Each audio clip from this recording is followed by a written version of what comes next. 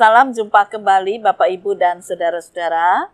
Hari ini kita mau belajar begitu sulitkah kita untuk mengalami perubahan hidup dalam arti setia kepada Tuhan, mengalami pembaharuan, akal budi, tutur kata, sikap, dan seterusnya. Karena sekalipun kita sudah menjadi Kristen sekian lama, tetapi seringkali kita belum mengalami perubahan yang menyatakan kita hidup dalam Kristus. Kita akan belajar dari firman Tuhan pada hari ini. Hakim-Hakim pasal 2 ayat 16 sampai dengan 23. Mari kita akan awali dengan berdoa. Tuhan Yesus, seringkali kami merasa pengikut Kristus, anak-anak-Mu.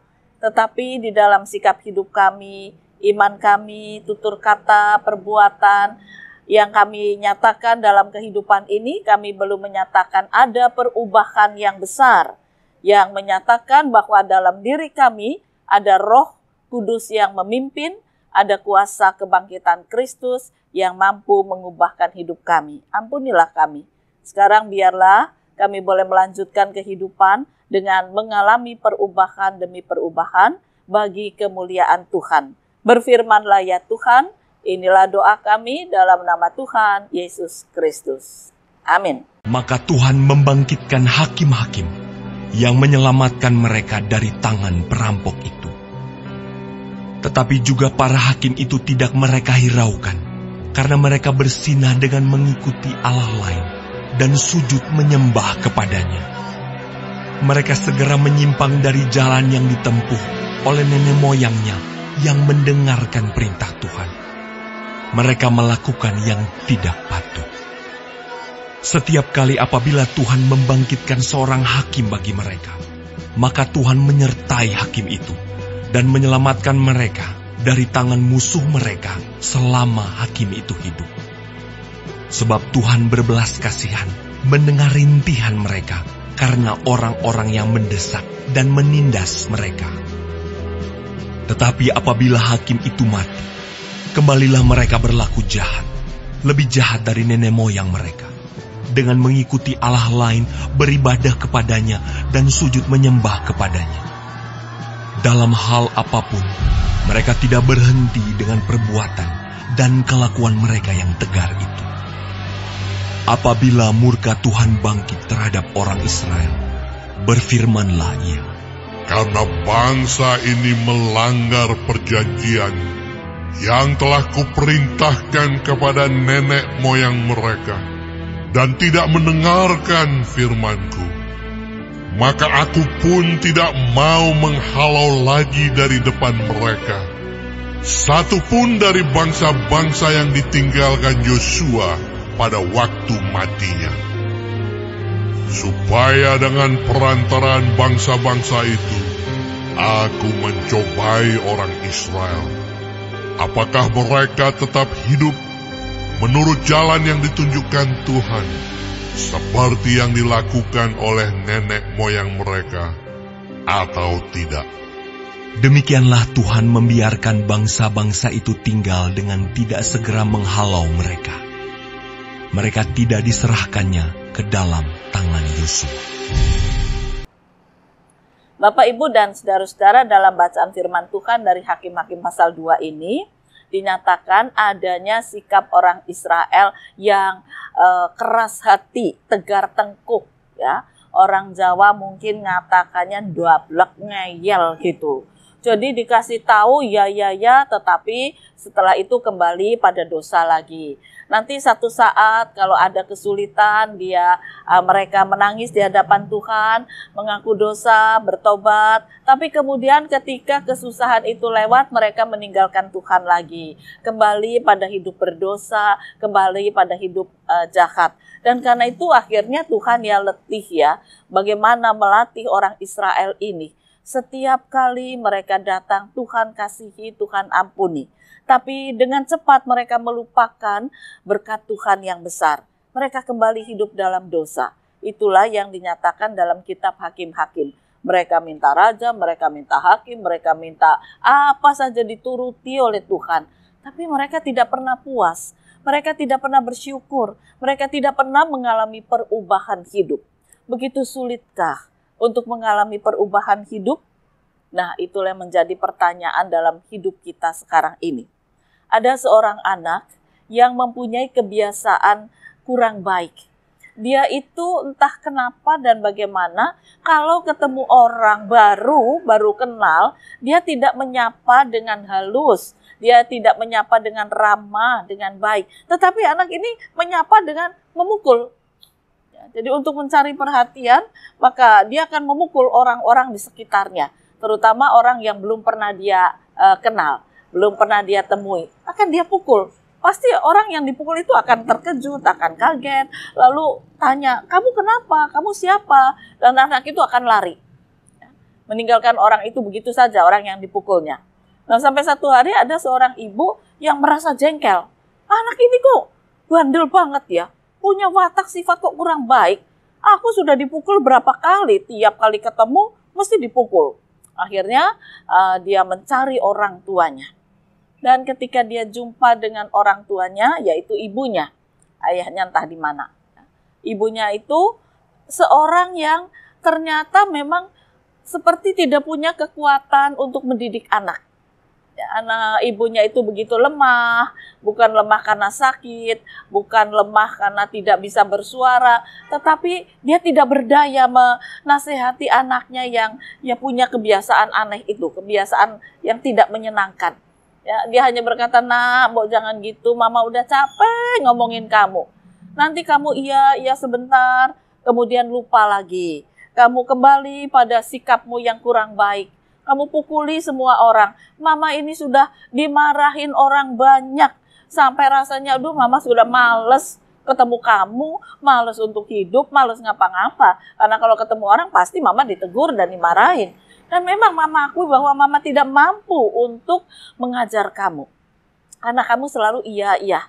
Tapi kembali lagi pada sikapmu yang lama, yang menjengkelkan, yang membuat orang marah. Kenapa Tona? Kamu itu tidak bisa mengalami hidup baru, hidup yang baik, hidup yang benar. Anak itu ya cuek aja. Ya ma, nangis sebentar. Tapi akhirnya balik lagi pada sifatnya yang lama. Ibu itu sudah pernah membawa ke dokter, ke psikiater, coba untuk berkonsultasi, tapi tidak ada perubahan. Rupanya, walaupun anak itu dibawa untuk mengalami perbaikan atau perubahan hidup, anak itu tidak niat. Ya, jadi di depan psikolog, psikiater, dia ya bersikap baik. Tapi di luar ya kembali lagi, tidak ada niat dari anak ini untuk mengalami perubahan. Nah, sampai satu hari, dia jumpa dengan seorang wanita muda. Belum pernah dia jumpai. Dan dia tertarik untuk memukulnya. Wanita muda ini juga terkejut. Ya, tiba-tiba dipukul tangannya, pukul kakinya. Dia kaget. Anak siapa ini? Kok bisa-bisanya dia mukul aku ya? Tapi kemudian dia ingat, aku pernah dengar cerita ada memang anak yang berperilaku kurang baik. Ya. Lalu wanita muda itu berkata begini, sini nak, aku mau kenalan sama kamu. Aku mau belajar. Begitu kuatnya tangan kamu untuk pukul-pukul tiap orang. Bagaimana caranya? Anak itu kaget. Aku kok nggak dimarahin ya? Malah ditanya bagaimana caranya. Mari sini, nggak usah takut. Nah, akhirnya anak itu mulai mendekat pada perempuan muda atau wanita muda ini. Dan perempuan muda itu mengajaknya duduk, lalu bertanya, ngobrol lah mereka, dan perempuan muda itu berkata begini ya nak, aku ini seorang guru sekolah minggu. Apa kamu pernah tahu guru sekolah minggu? Apa itu sekolah minggu? Sekolah minggu adalah sekolah yang mengajarkan tentang Tuhan Yesus. Apakah kamu kepingin mengalami hidup baru? Ya? Meninggalkan kebiasaan jelekmu itu. Anak itu cuma diam, cemberut, mau lari. Tapi ditahan oleh guru sekolah minggu itu, dirangkul. Ya? Cukup kuat, tunggu. Jangan pergi dulu, jangan lari dulu. Ya? Kakak mau berdoa untuk kamu sebentar aja. Ya, sebentar aja. Lalu dalam rangkulannya itu, sang guru sekolah minggu berkata dalam doanya, Tuhan, betapa baiknya kalau anak ini engkau jamah dengan kuasa-Mu. Supaya dia mengalami perubahan. Yesus sudah bangkit, Yesus bisa mengubah. Dia tidak hidup seperti zaman orang Israel dulu yang belum mengalami kebangkitan dalam Yesus. Dia sekarang sudah hidup di dalam zaman Yesus yang sudah bangkit. Berkuasalah, berkuasalah ya Tuhan.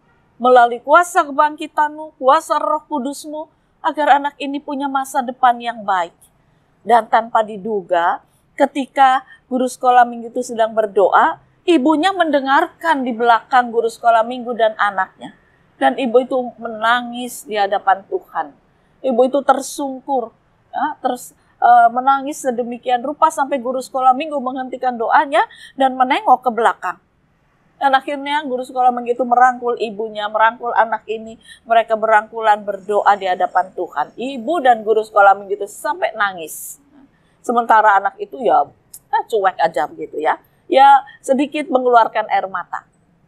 Akhirnya selesai berdoa, guru sekolah minggu itu mengatakan begini, Bu, sebaiknya anak ini diberi perhatian yang lebih dari biasanya.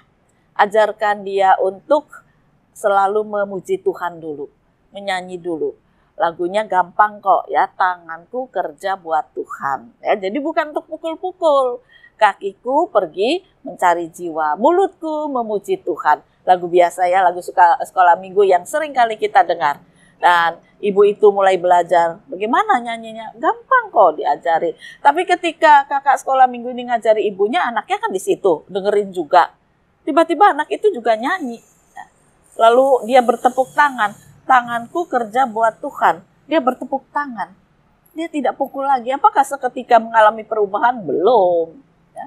Tetapi ketika lagu itu begitu meresap di hatinya, dia mulai belajar untuk menggunakan tangannya bukan untuk memukul. Dan ibunya selalu menyanyikan lagu itu berulang-ulang di rumahnya dan anak itu belajar mengendalikan diri untuk tidak memukul karena dia ingat tanganku bekerja buat Tuhan. Tuhan jamahlah hatiku, jamahlah hidupku supaya tidak dimarahin orang banyak, supaya aku berguna bagi Tuhan. Beberapa bulan kemudian ada perubahan yang terjadi. Anak itu mulai bisa mengendalikan dirinya, mengendalikan tangannya. Ketemu orang banyak, dia tidak lagi memukul. Walaupun kepingin. Tapi begitu dekat dengan orang, dia langsung ingat lagu. Tanganku kerja buat Tuhan. Lalu dia langsung memuji Tuhan sambil bertepuk tangan. Nah orang yang baru tuh ya dodok bingung juga. Ini anak siapa, nyanyi apa gitu ya. Tapi dengan perubahan itu dia tidak memukul. Dan ternyata ketika kuasa Tuhan membangkitkan dirinya dalam perubahan, dalam pimpinan Roh Kudus, ketika anak itu bisa untuk ngerem tangannya untuk tidak mukul, dan dia nyanyi, nyanyian itu kan didengar oleh orang-orang, dan orang-orang itu juga tersentuh hatinya. Bukan cuma anak sekolah minggu, tapi orang dewasa. Apakah tanganku sudah bekerja buat Tuhan? Apakah mulutku sudah memuji Tuhan? Apakah kakiku pergi untuk melayani Tuhan? Nah, banyak orang tersentuh dengan lagu itu. Dan kemudian mereka juga mengalami perubahan. Nah, di manakah guru sekolah minggu itu? Tidak pernah ditemukan lagi. Tidak ada yang tahu siapa guru sekolah minggu itu. Utusan Tuhankah? Tetapi yang jelas anak ini mengalami perubahan dan banyak orang dewasa juga mengalami perubahan. Jadi ternyata perubahan itu kalau cuma dilandaskan pada niat diri sendiri tidak bisa. Tidak mampu kita mengalami perubahan. Perubahan itu harus berdasarkan kuasa kebangkitan Kristus dalam pimpinan Roh Kudus. Dan ketika kita meminta kuasa kebangkitan Kristus dalam pimpinan Roh Kudus ada pada diri kita, kita akan mengalami perubahan. Walaupun mungkin tidak sekali jadi, tapi ada kuasa yang membuat diri kita itu punya rem ya, untuk tidak melakukan dosa, tidak melakukan kejahatan. Oleh karena itu mari kita lanjutkan kehidupan. Berubah, tidak susah. Jangan ikuti teladan orang Israel kuno yang kembali melakukan dosa. Seolah-olah firman Tuhan itu tidak ada kuasanya. Kita sekarang sudah hidup dalam karya kebangkitan Kristus dalam pimpinan Roh Kudus. Biarlah kuasa itu ada pada kehidupan saudara dan saya hari ini dan hari esok. Alamilah perubahan. Tuhan beserta kita. Amin. Mari kembali kita berdoa. Terima kasih Tuhan Yesus, Engkau bangkit untuk mengubah hidup kami, bukan menyelamatkan saja, tetapi Engkau juga mengubah supaya hidup kami benar-benar kudus di dalam kuasa kasih kebangkitan, di dalam terang Roh Kudus. Kiranya Tuhan Yesus selalu beserta dengan kami, Allah Bapa yang menolong kami melalui kuasa Roh Kudus-Mu, kami boleh mengalami perubahan besar setiap waktu. Inilah doa kami dalam nama Tuhan Yesus Kristus. Amin. Perubahan besar di kehidupanku sejak Yesus di hatiku. Di jiwaku bersinar terang yang celang sejak Yesus di hatiku. Sejak Yesus di hatiku. Sejak Yesus di hatiku. Jiwaku bergema bagai ombak besar sejak Yesus di hatiku. Aku tobat kembali ke jalan benar sejak Yesus di hatiku. Dan dosaku dihapus, jiwaku segar sejak Yesus di hatiku. Sejak Yesus di hatiku. Sejak Yesus di hatiku. Jiwaku bergema bagai ombak besar sejak Yesus di hatiku.